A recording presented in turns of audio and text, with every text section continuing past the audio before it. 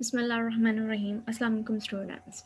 Hopefully you all are safe and sound at your home and happily enjoy your time, summer vacations. But study is also a main important part of your life. आज हम लोग chapter third start किया था हम लोगों ने कल hopefully I think yes chapter third हम लोगों ने स्टार्ट किया था।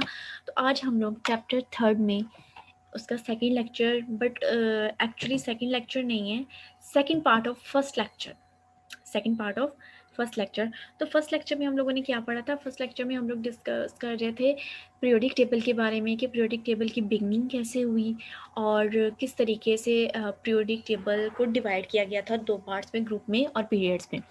तो फर्स्ट साइंटिस्ट जो थे वो डुबिनर थे। उन्होंने जब पीरियोडिक टेबल को फिल करने की कोशिश की थी तो उन्होंने क्या किया था कि बहुत सारे एलिमेंट्स को लेने की बजाय उन्होंने तीन तीन एलिमेंट्स के ग्रुप बनाए और उन तीन तीन एलिमेंट्स को उनके एवरेज मैसेस के बिना पर अरेंज करने की कोशिश की थी।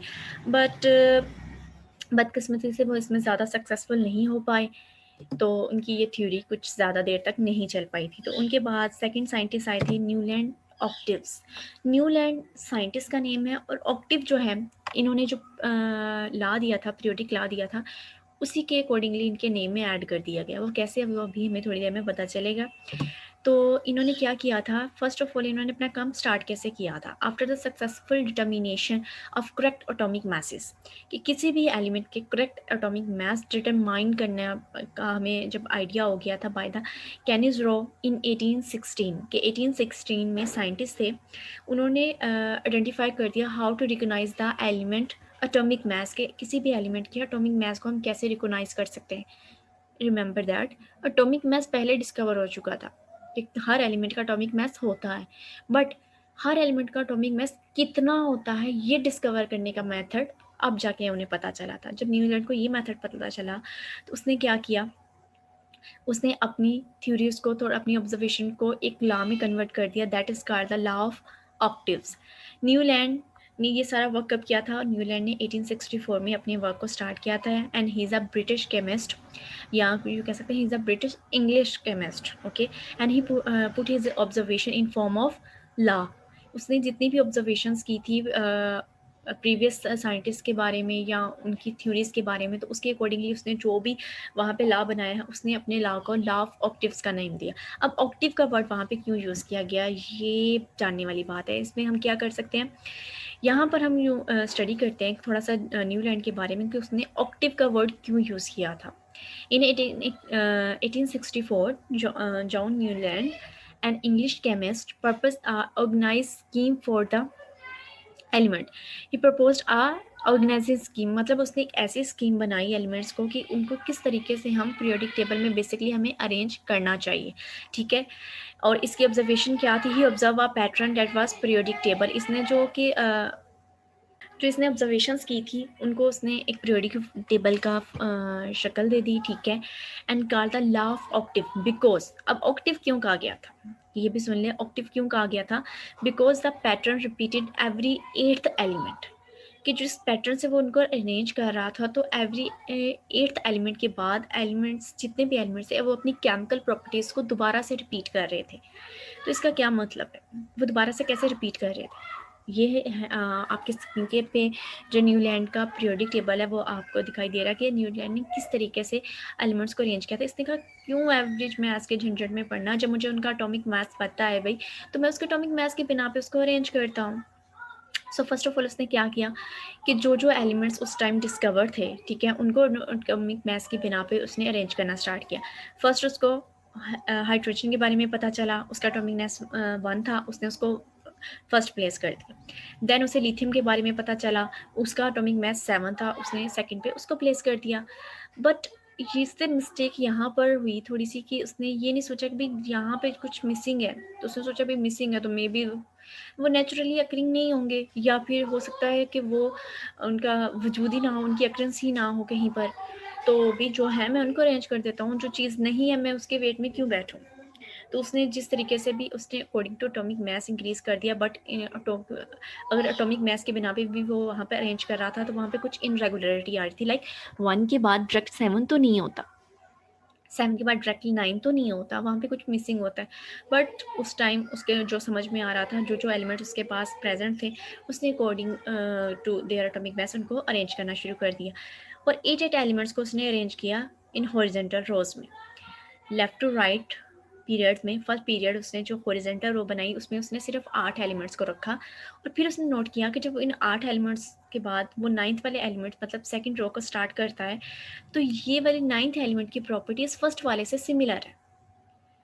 मतलब फ्लोरीन की केमिकल प्रॉपर्टी हाइड्रोजन से कुछ मिलती जुलती हो रही थी। हाइड्रोजन और फ्लोरीन अपनी प्रॉपर्टीज में कुछ कम्बिनेशंस शो कर रहे थे।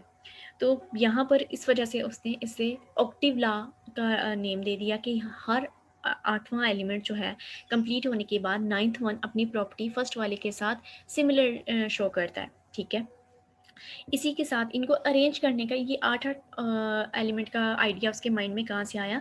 ये 8 एलिमेंट को अरेंज करने का आइडिया उसको अपने म्यूजिकल नोट्स के साथ आया था। उसने क्या किया था कि पीरियोडिक टेबल के एटॉमिक मासेस जो थे उनको अपने जो है म्यूजिकल नोट्स उनके साथ कंपेयर करने की कोशिश की। उसने ये तो नोट कर लिया था कि जितने भी एलिमेंट है वो अपनी केमिकल प्रॉपर्टीज़ को रिपीट करते हैं अगर मैं उनको एटॉमिक मास की बिना पर अरेंज कर रहा हूँ। एटॉमिक मास की बिना पर अरेंज क्यों किया था? यहाँ पर मैं इस लाइन फर्स्ट लाइन को पढ़ती हूँ, होपफुली आपको माइंड में आ जाएगा कि ये कौन सा म्यूजिकल नोट है। सा रे गा मा, याद आया? ये एक रिदम है और इस रिदम के 8 वर्ड्स होते हैं, और इन्हीं 8 वर्ड्स के अकॉर्डिंगली उसने क्या किया था कि अपने प्रोडिक्ट टेबल को शेप दी थी कि जिस तरह इनके 8 वर्ड्स होते हैं, मैं भी 8 एलिमेंट्स को एक लाइन में रखूंगा भाई। 8 एलिमेंट कंप्लीट करने के बाद मैं सेकंड रो शुरू कर दूंगा। और जैसे ही उसने सेकंड रो शुरू की तो उसने देखा कि सेकंड रो का जो एलिमेंट है वो फर्स्ट वाले से अपनी केमिकल प्रॉपर्टीज़ को रिपीट कर रहा है and he compare with his musical notes. So यहाँ पर म्यूजिकल नोट्स के उसको थोड़ी सी हेल्प आउट करती थी उसके वर्क को थोड़ा एक्सप्लेन करने के लिए, थोड़ा इन्हेंस करने के लिए विद एन एग्जाम्पल। बट यहाँ पर भी इसके कुछ ड्रॉबैक्स हैं। न्यूलैंड भी कुछ ज़्यादा सक्सेसफुल नहीं हो चुका। Because of that, his work could not get much recognition as no space. Reason क्या थी? उसने कोई स्पेस नहीं छोड़ी थी for was left it undiscovered element, कि जो एलिमेंट उस टाइम तक डिस्कवर नहीं हुए थे उसने उनके लिए कोई स्पेस नहीं छोड़ी। आपको मैं याद होगा मैं अभी बता रही थी कि उसने डायरेक्ट 1 के बाद 7 और 7 के बाद 9 एलिमेंट्स को प्लेस कर दिया। तो भाई उनके बीच वाले जो एलिमेंट्स थे उनके एटॉमिक मैसेज किधर हैं? 1 के बाद मस्ट बी 2 3 4 5 होंगे, बट उसने क्या किया था कि उसने उनकी जगह नहीं छोड़ी। उसने डायरेक्ट 1 के बाद 7 को प्लेस कर दिया, बीच वाले एलिमेंट्स की जगह नहीं छोड़ी। Secondly, the noble gases were also not known at that time, कि नोबल गैसेज उस टाइम तक डिस्कवर ही नहीं थी, तो इस वजह से उसके पीरियोडिक टेबल में नोबल गैसेज जो हैं उन बेचारे की जगह ही नहीं थी। ये 2 ड्रॉबैक्स थे। फर्स्ट क्या है? They have no space for undiscover elements, के अनडिस्कवर एलिमेंट के लिए उसके पीरियोडिक टेबल में कोई स्पेस नहीं थी। Secondly, at that time noble gases was not known at that time, not discover at that time. So इनके बाद भी डिस्कवरी, इसका मतलब है पीरियोडिक टेबल की जारी थी। न्यूलैंड के बाद जो साइंटिस्ट आए थे वो थे मिडलीव। न्यूलैंड के बाद जो साइंटिस्ट आए थे देयर नेम इज मिडलीव। तो उसके टेबल को क्या नाम दिया गया? मिडलीव पीरियोडिक टेबल। मिडलीव पे कौन थे? इनकी डेट ऑफ बर्थ 1834 से डेथ तक है 1907 तक, and he was a Russian chemist and innovators. Okay, he was created for first vision of periodic table of elements, basic vision. अब तक सब क्या कर रहे थे कि बस उनको लाइंस में हॉरिजॉन्टल और वर्टिकल लाइंस में अरेंज करने की कोशिश कर रहे थे, बट मेडलीव को यहाँ पे थोड़ी सी ज़्यादा सक्सेस मिल गई अकॉर्डिंग टू न्यूलैंड और डुबिनर, कि इसने एक basic first vision of periodic table for elements वहाँ पे अरेंज करने में ये कामयाब हो चुका था। And with in the help of table he predicate the property of elements, कि जिस तरीके से उसने एलिमेंट को अरेंज किया पीरियोडिक टेबल में, पीरियोडिक टेबल की शेप में उसको हेल्प आउट कर दिया कि वो वहाँ पे एलिमेंट की प्रॉपर्टीज़ को भी डिस्कवर कर सकता है, उनको भी कुछ थोड़ा बहुत अंदाज़ा लगा सकता है कि किस एलिमेंट की प्रॉपर्टी कौन सी होगी। तो मेडलीव का पीरियोडिक टेबल कुछ इस तरीके से था। होपफुली आप देख लें, ये था मेडलीव का पीरियोडिक टेबल। ठीक है, मेडलीव ने कहा था पीरियोडिक टेबल कुछ इस तरीके से हो सकता है, लाइक लेफ्ट यहाँ पे लेफ्ट टू राइट ये पीरियड्स हैं, ठीक है, टॉप टू बॉटम ये ग्रुप्स हैं, कितने ग्रुप्स यहाँ पे जितने भी उसको एट अ टाइम उस टाइम मिल रहे थे, लाइक उसको फर्स्ट मिला हाइड्रोजन जिसका एटॉमिक नंबर 1 था, उसने हाइड्रोजन को वहाँ पर प्लेस कर दिया। उसके बाद उसने कहा भी हाइड्रोजन का एटॉमिक मास 1 है, तो इसका मतलब है यहाँ पे 2 3 4 5 समथिंग होंगे, तो मैं क्यों ना उनकी जगह छोड़ दूँ, क्योंकि उस टाइम तक जो है only 63 element was discovered and मेडलीव periodic table successful, you कह सकते हैं कि successful arrange only 63 elements in their periodic tables. वो सिर्फ 63 एलिमेंट्स को ही अपने एटॉमिक टेबल में अरेंज करने में कामयाब हो चुका था। लेकिन इसका काम बाकियों की निस्बत बेहतर था। इसने एटॉमिक मास को ही यूज़ किया था। Mendeleev arrange the elements according to their increasing atomic mass in horizontal rows that is called period. Horizontal rows that is called periods, कि उसने हॉरिजॉन्टल रोज में ही एलिमेंट्स को अरेंज किया था according to their atomic mass. But इसने यहाँ पर क्या किया, जो ड्रॉबैक था न्यूलैंड का, कि उसने स्पेस नहीं छोड़ी थी। फर्स्ट ड्रॉबैक क्या था न्यूलैंड का, कि उसने वहाँ पर स्पेस नहीं छोड़ी थी, तो इसने यहाँ पर स्पेस का जो है ना प्रॉब्लम वो सॉल्व कर दिया। उसने कहा कि जो भी अनडिस्कवर है तो मैं उनके लिए स्पेस छोड़ देता हूँ भाई, इसमें कौन सी बड़ी बात है। Secondly, element with a similar properties also भी arrange in a vertical columns with one and each other, कि वो एक दूसरे के साथ वर्टिकल कॉलम्स में अरेंज हो गए थे। हाइड्रोजन और लिथियम की प्रॉपर्टीज भी कुछ सिमिलर थी भाई, तो वो ऑटोमेटिकली जो है एक ही रो में आ गए थे। ये भी उसकी थोड़ा सा कह सकते हैं कि एक बेनिफिट था मेडली पीरियोडिक टेबल का। तो भी मेडलीव पीरियोडिक टेबल क्या कह रहा है, भी केमिस्ट था, रशियन केमिस्ट था मेडलीव, और इसने ओनली 63 एलिमेंट्स को अरेंज किया था according to their atomic masses, and so the element with the similar properties were in a same vertical problem columns.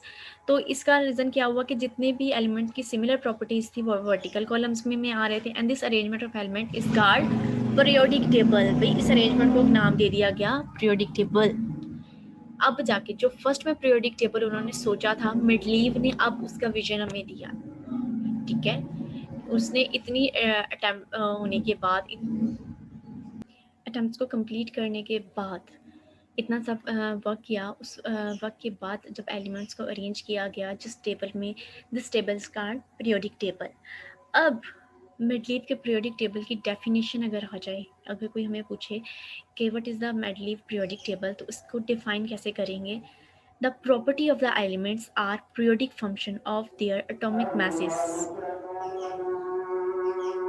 सो ये थी मेडलीव की पीरियोडिक टेबल की बेसिक डेफिनेशन, कि उसने अपने पीरियोडिक टेबल में एलिमेंट्स को उनकी प्रॉपर्टीज़ की बिना पे, उनके एटॉमिक मास की बिना पर अरेंज किया। काफ़ी सक्सेसफुल रहा, बट अगेन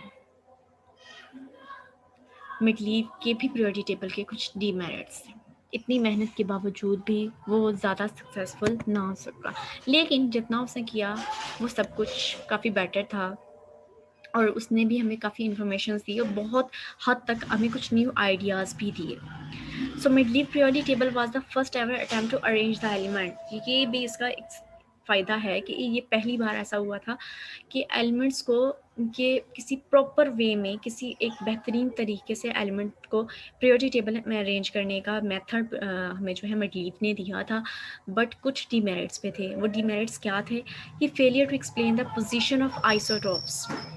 याद है आपको, सेकंड चैप्टर में हमने एटम, एलिमेंट्स और उनके साथ साथ कुछ न्यू फीचर्स के बारे में भी पढ़ा था, वो थे आइसोटोप्स।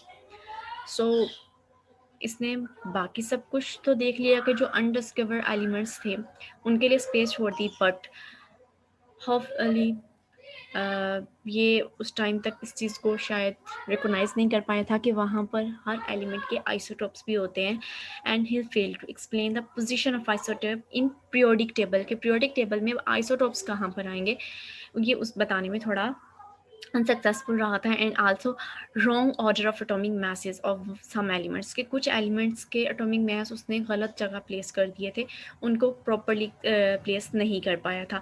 यहाँ पे एक छोटी सी एग्जांपल ये भी दे सकती हूँ कि atomic masses like 9th class के स्टूडेंट्स हैं, उनको मैं उनके मैथ्स की बिना पर चेयर्स पे अरेंज करूँगी, उनकी सीट्स पे अरेंज करना चाहती हूँ।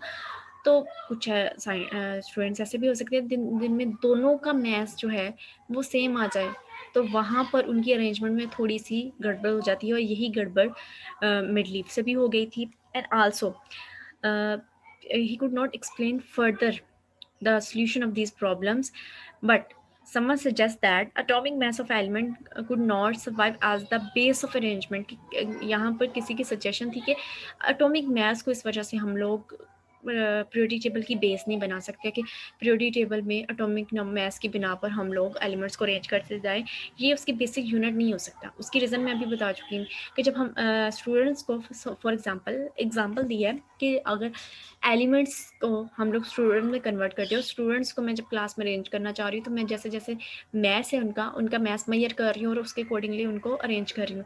बट जहाँ पे 2 स्टूडेंट्स का मैथ्स सेम आ गया, चेयर तो एक है उनके बैठने के लिए, तो वहाँ पर वो उनकी जो प्रॉब्लम है उसको एक्सप्लेन करने में, उसका सॉल्यूशन ढूँढने में थोड़ा-सा नाकाम हो गया था।